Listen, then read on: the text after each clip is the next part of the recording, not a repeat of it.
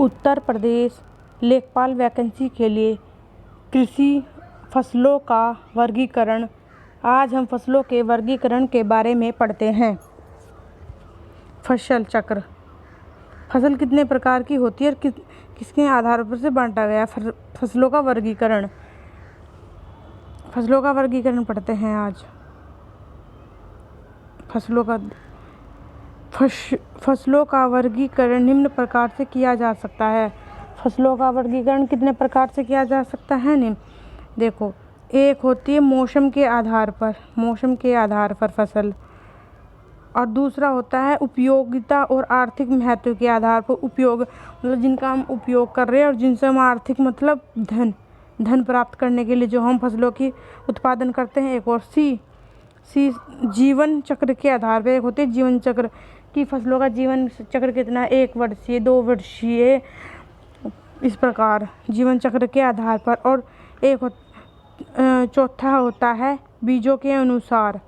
किसके? बीजों के अनुसार। एक मौसम के अनुसार, आर्थिक महत्व के आधार, जीवन चक्र के अनुसार और बीज के अनुसार। ये हम 4 प्रकार के बारे में पढ़ेंगे। अब देखो, नंबर 1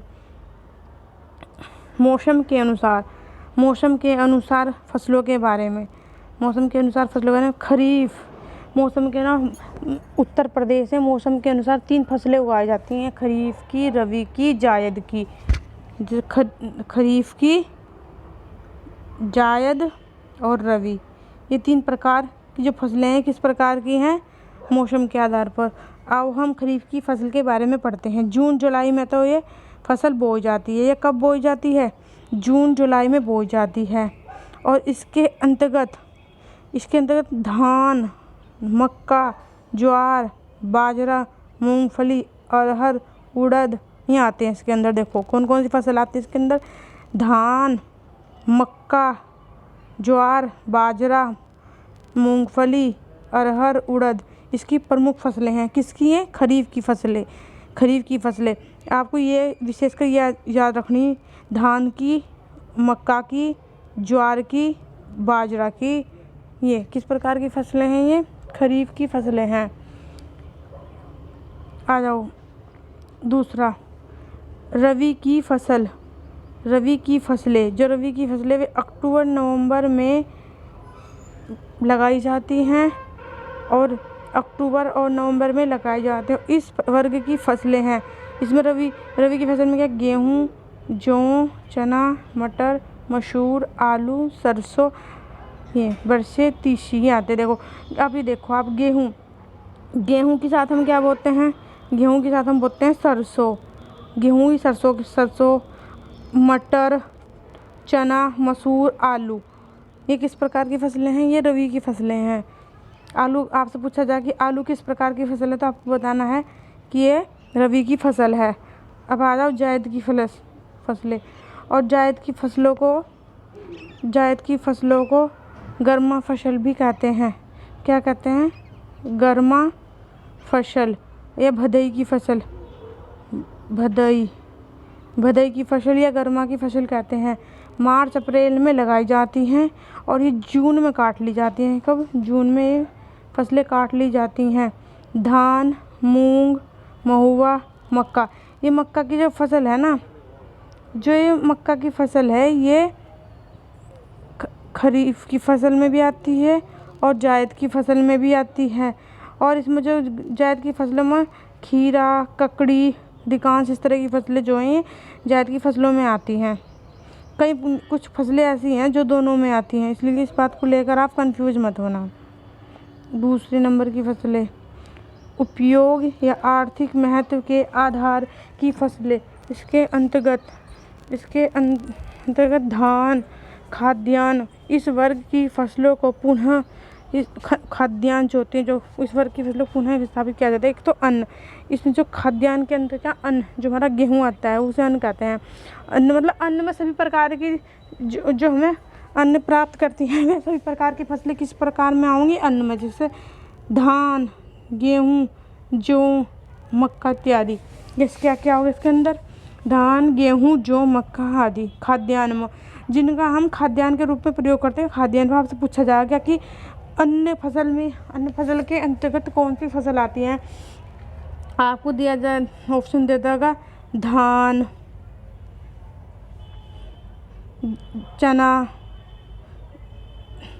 चना, अरहर, आपको उत्तर दे देगा। तो ये चना अरहर तो ये आपको बताऊंगे ये दलहन में आती है। खाद्यान्न में धान, गेहूँ, जौ, मक्का, जिनसे हम रोटी का निर्माण करते हैं वो हमारी खाद्यान्न फसलों में आती है। जैसे मक्का के बाद है मक्का, बाजरा, ज्वार, ये हमारे किस प्रकार की फसलें हैं? आपसे क्वेश्चन पूछा जाएगा तो आपको बताना है। ये धान, गेहूँ, जौ, मक्का, बाजरा, ज्वार, जिनसे रोटियों का प्रयोग किया जाए वे जो फसलें होती हैं वे किस प्रकार की फसलें होती हैं? वे अन्न प्रकार की फसलें होती हैं, अन्न। ठीक, अगला क्वेश्चन देखो आपसे क्वेश्चन इस प्रकार से बना कर देगा कि पूछेगा कि अन्न फसल है, आपको दे देगा धान, फिर दे देगा आपको चना, मूंग, उड़द। तो आपको क्या बताना पड़ेगा कौन सी फसल है? आपको बताना पड़ेगा धान। इस प्रकार से कुछ भी दे सको आपको ऑप्शन में। अगला क्वेश्चन देखो आप, दलहन फसल, दलहन के अंदर कौन कौन से आते हैं? दलहन के अंदर अरहर, चना, मूंग, मटर, मसूर, सोयाबीन। ये किस प्रकार की जो दालों के अंदर आते हैं उन्हें दलहन फसल कहते हैं। जिनका हम प्रयोग दाल के रूप में करते हैं उन्हें हम दलहन फसल कहते हैं। अब आ जाओ तिलहन पे। ये हमारा तिलहन फसल के अंतर्गत कौन कौन सी फसलें आती हैं? तिलहन के अंतर्गत मूंगफली, सरसों, तोरी, तिरसी, बरवे, बरे। ये किस प्रकार की फसलें हैं? ये जिनसे हमें तेल प्राप्त होता है। जिन फसलों से हम तेल का निर्माण करते हैं वो तिलहन के अंतर्गत आती हैं। देखिए मूंगफली का भी तेल बनाने में यूज करा, सरसों का भी, तोरी का भी तेल का भी। अच्छा सूरजमुखी का भी इसमें ही आता है। सूरजमुखी होता है वो भी तिलहन में आता है हमारा। और तिल का नाम सुना होगा आपने। जो तिल है वो भी हमारा तिलहन में ही आता है। अब आप आ जाओ कि नकदी फसलें, कौन सी नकदी फसलें हैं? अभी देखो आप, नकदी फसलें, नकदी में क्या होते हैं जिनसे हमें कैश मिलता है, मतलब उन्हें हम नकदी फसलें कहते हैं। आलू, गन्ना, कपास, जूट, चाय, कहवा, तम्बाकू। अब ये देखो आप, और रबड़, सरसों, तिल, मूंगफली, ये किस प्रकार की फसलें हैं? नकदी फसलें। अब इनमें से एक कोई फसल देकर, किसी फसल का नाम देकर 3 अन्य विकल्प देकर और एक में इनमें से देकर आपसे पूछ लिया जाएगा कि नकदी फसल नहीं है। जैसे आपको दे दिया नकदी फसल नहीं है तो आपको दे दिया नकदी फसल नहीं है। उसमें दे दिया आपको आलू, गन्ना, जूट, गेहूँ। तो आप बता दोगे गेहूँ नकदी फसल नहीं है। अब इस तरह से देखना आपको जो इसके एग्जाम्पल हैं ये आपके एग्ज़ाम पॉइंट से बहुत इंपॉर्टेंट है। आप इन्हें देख लो, आलू, गन्ना, कपास, जूट, चाय, कहवा, तम्बाकू, रबड़, सरसों, तिल, मूंगफली, ये किस प्रकार की फसलें हैं? ये नकदी फसलें हैं। इससे आपको बहुत नकदी जिनका मैंने आपको बताया था फसलों का उत्पादन धनोपार्जन धन प्राप्त करने के लिए जो किया जाता है उन्हें ही नकदी फसलें कहते हैं। अब देखो आप चारे की वे फसलें होती हैं जिनका प्रयोग चारे के लिए किया जा। चारे के लिए कौन कौन सी फसलों का प्रयोग किया जा? बरसीम, नेपियर, सूडान, लोबिया, जई। ये किस प्रकार की है? जिससे कृषि के साथ पशुपालन भी करते हैं। अपने भैंस गाय के लिए जो हम चारे के उपयोग बरसी, नेपियन, सूडान, लोबिया और जई, इनका हम क्या में प्रयोग करते हैं। और आपसे दे दिया, आपको ऑप्शन में दे दिया चारे की फसलें हैं। इसमें दे दिया आपको चारे की फसलें हैं। तो आपको चारे की फसलें हैं इसमें दे दिया सूडान,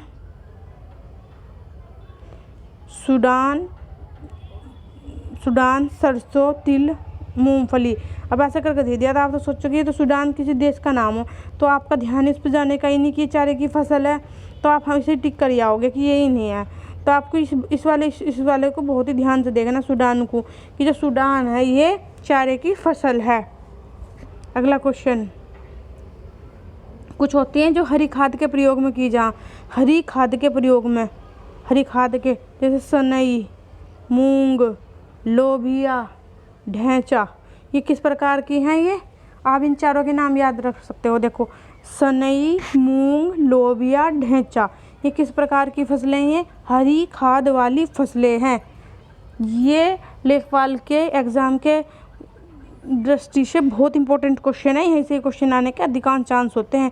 ये फसलों से संबंधित वीडियो आप पिछली बार, आप पिछले जो पेपर हुए उन्हें देख लो, आप उठाकर फसलों से किस तरह के क्वेश्चन पूछे गए हैं। आप इस वीडियो को ज़रूर देखना, ये वीडियो आपके लिए बहुत ही हेल्पफुल होगा। देखो अब हरी फसलों के हरी खाद वाली फसलें बताई, सनई, मूंग, लोबिया, ढैंचा, सनई, मूंग, लोबिया, ढैंचा होगी वो आपका कंप्लीट। अब आप देख लो कीटनाशी फसलें। अब यूँ देखो आप, कीटनाशी फसलें भी होती हैं, किस प्रकार की फसलें होती हैं? अब देखो तो देखो, किसी मुख्य फसल के साथ ऐसी फसल लगाई जाती है जो उसे कीटों से सुरक्षा प्रदान करती है। मतलब हमने एक मुख्य फसल लगाई तो हमें क्या करना, मुख्य फसल के साथ कोई ऐसी उसमें दूसरी फसल ऐसी लगानी जो हमें कीटों से सुरक्षा प्रदान करे। जैसे कपास के साथ भिंडी लगा देते हैं। जैसे हम कपास के साथ क्या, भिंडी, कपास के साथ आप भिंडी लगा दोगे तो आपकी फसल में कीट नहीं लगेंगे। आपकी फसल में क्या नहीं लगेंगे? कीट नहीं लगेंगे। अब आप देख लो, आपसे पूछा जाएगा कि कीटनाशी फसलें हैं तो आप बताओगे कपास के साथ भिंडी लगाना। अगला क्वेश्चन देखो, ये आपको क्वेश्चन कहीं नहीं मिलेंगे। भूमि संरक्षण करने वाली फसलें, जो भूमि संरक्षण मतलब जो भूमि की उर्वरता शक्ति को बढ़ाती हैं, तो कौन सी फसलें हैं? मूंग और लोबिया, मूंग और लोबिया, मूंग और लोबिया। अगला क्वेश्चन देखो आप, अब हम आपको बता रहे जीवन चक्र के आधार पर। अब ये देखो इम्पोर्टेंट क्वेश्चन है ये, जीवन चक्र के आधार पर, जीवन चक्र के आधार पर इम्पोर्टेंट क्वेश्चन है ये। आपसे पूछ लिया जाएगा कौन सी फसल कितने वर्षीय है। फसल तीन प्रकार, एक होता है एक वर्षीय फसल। देखो किस प्रकार की, जो फसल बुआई के बाद एक वर्ष या उससे कम समय में ही तैयार हो जाती है तो उसे क्या कहते हैं? एक वर्षीय फसल। जैसे गेहूँ किस प्रकार की फसल है? एक वर्षीय। मक्का किस प्रकार की फसल है? एक वर्षीय। धान किस प्रकार की फसल है? एक वर्षीय। आलू किस प्रकार की फसल है? एक वर्षीय। अधिकांश फसलें एक वर्षीय होती हैं। अधिकांश फसलें कैसी होती हैं? एक वर्षीय होती हैं। तो देखो आप द्विवर्षीय फसल देखो, द्विवर्षीय 2 वर्षों में अपना जीवन चक्र पूरा करने वाली फसलों को हम क्या कहते हैं? द्विवर्षीय कहते हैं। जो अपना जीवन चक्र 2 वर्षों में पूरा करती हैं उन्हें हम द्विवर्षीय कहते हैं। और द्विवर्षीय में कौन क्या आता है? चुकंदर। अधिकांश जितनी फसलें हैं वे एक ही साल में पूरा कर लेती हैं। आप 2 वर्षों में क्या लिखोगे? चुकंदर। अब आ जाओ आप 3 वर्षीय फसलें। 3 वर्षीय फसलें कौन सी होती हैं? आप जो मतलब 3 में मतलब 2 के बाद बहुवर्षीय में भी आती हैं। बहुवर्षीय फसलें देखो, ऐसी फसलें जो अपना जीवन से 2 साल से अधिक समय में करती हैं। 2 साल पूरे हो गए उनके और जैसे तीसरे साल में लग गई तो उन्हें बहुफसलें कहते हैं। जैसे गन्ना, नेपियन घास, क्या है? नेपियन घास। नेपियन घास किस प्रकार की है? नेपियन घास किस प्रकार की है? बहुवर्षीय फसल। आपको बताना है नेपियन घास बहुवर्षीय फसल है। अगला क्वेश्चन,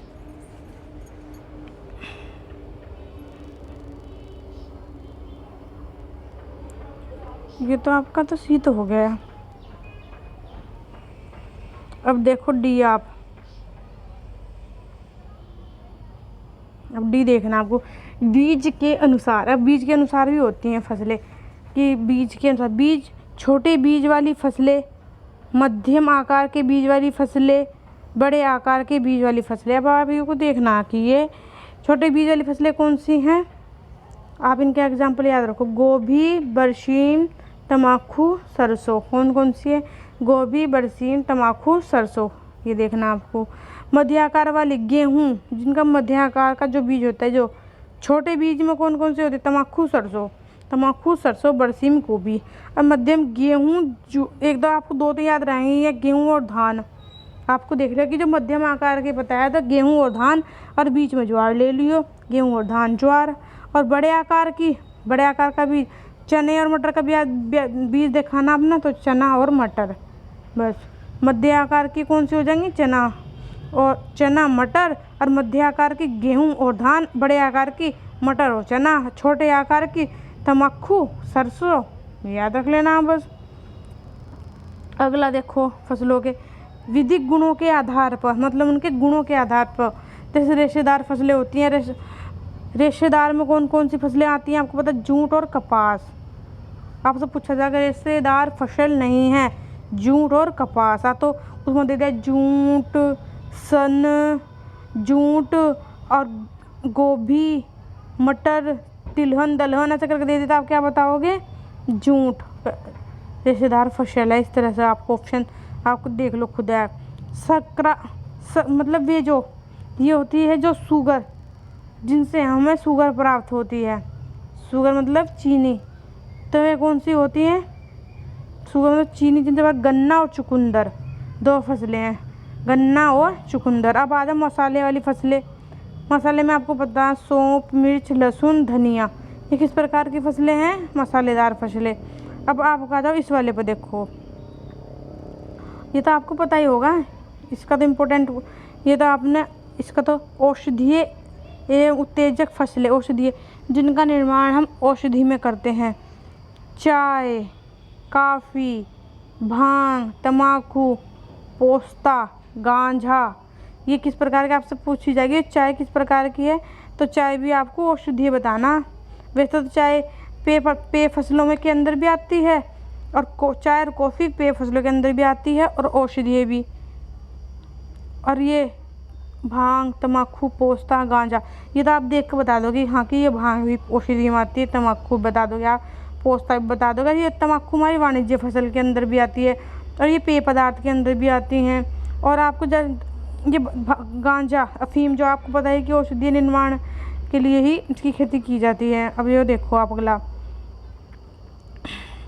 रंग वाली फसलें, जो कलर देने के लिए फसलें होती हैं, उन्हें किस प्रकार की फसलें कहते हैं? रंग देने वाली फसलें जो रंग देती है। नील है, नील। और एक होती है कुसुम। पहले भारत में नील की खेती की जाती थी ना।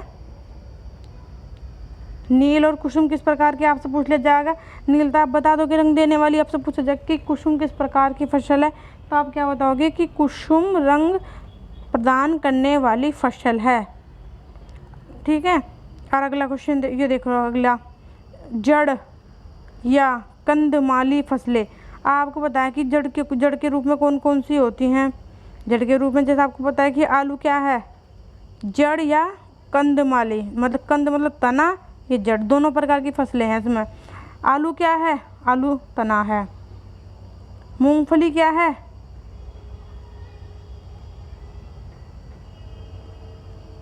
मूंगफली, मूली, गाजर, शकरकंद। अब ये देख लो, जड़ और कंद, आलू, मूली, गाजर, शकरकंद, ये किस प्रकार की फसलें हैं?